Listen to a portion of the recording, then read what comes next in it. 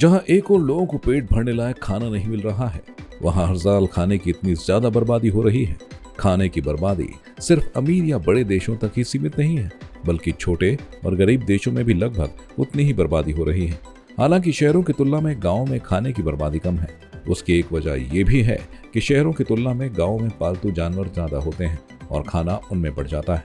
हाल ही में सामने आई संयुक्त राष्ट्र की एक रिपोर्ट में बताया गया है कि हर साल एक भारतीय औसतन 55 किलो खाना बर्बाद कर देता है। इस हिसाब से भारतीय परिवारों में हर साल 7.81 करोड़ टन से ज्यादा अनाज बर्बाद हो जाता है। रिपोर्ट में कुछ बड़ी और बेहद ही चिंताजनक बातें सामने आई हैं, जैसे कि दुनिया भर में इंसानों के लिए पैदा किया जा रहा करीब 1/3 भोजन बर्बाद हो रहा है। अगर इस बर्बादी को 50% भी रोका जाए तो करीब 15 करोड़ लोगों का पेट भर सकता है। 2030 तक 60 करोड़ लोग भुखमरी को होंगे मजबूर। खाद्य एवं कृषि संगठन का अनुमान है कि 2030 तक करीब 60 करोड़ लोग भुखमरी का सामना करने को मजबूर होंगे। खाने की हो रही बर्बादी और नुकसान को अगर कम किया जाए तो देश भर में ही नहीं बल्कि वैश्विक स्तर पर कई करोड़ लोगों को 2 समय का भोजन उपलब्ध हो पाएगा। सबसे ज्यादा फल और सब्जियां हो रही बर्बाद। रिपोर्ट के अनुसार बर्बाद भोजन में करीब आधा हिस्सा फल और सब्जियों का था और करीब 1/4 हिस्सा अनाज का था। भारत में भी घरों में फल और सब्जियों का खराब होना बेहद आम है। रोजाना लगभग 80 करोड़ लोग सोते हैं भूखे।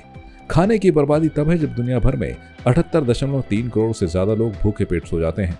इतना ही नहीं, दुनिया भर में इंसानों की 1/3 आबादी पर भी भोजन की किल्लत का संकट मंडरा रहा है। खाने की बर्बादी का क्लाइमेट पर असर।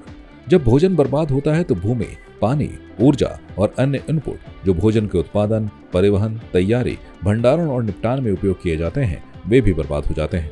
इसमें ग्रीन हाउस गैसों का भारी उत्सर्जन होता है जो जलवायु परिवर्तन की वजह बन रहा है। हमें यह समझना होगा कि हम संसाधनों को यूं जाया नहीं कर सकते, क्योंकि हमारा बर्बाद किया हरने वाला किसी दूसरे का पेट भरने में मदद कर सकता है। सबसे बड़ी समस्या यह है कि अधिकतर घरों में भोजन की बर्बादी ग्रामीण से लेकर शहरी क्षेत्रों तक में हो रही है। कई बार तो ये ग्रामीण क्षेत्रों में ज्यादा देखी जा रही है।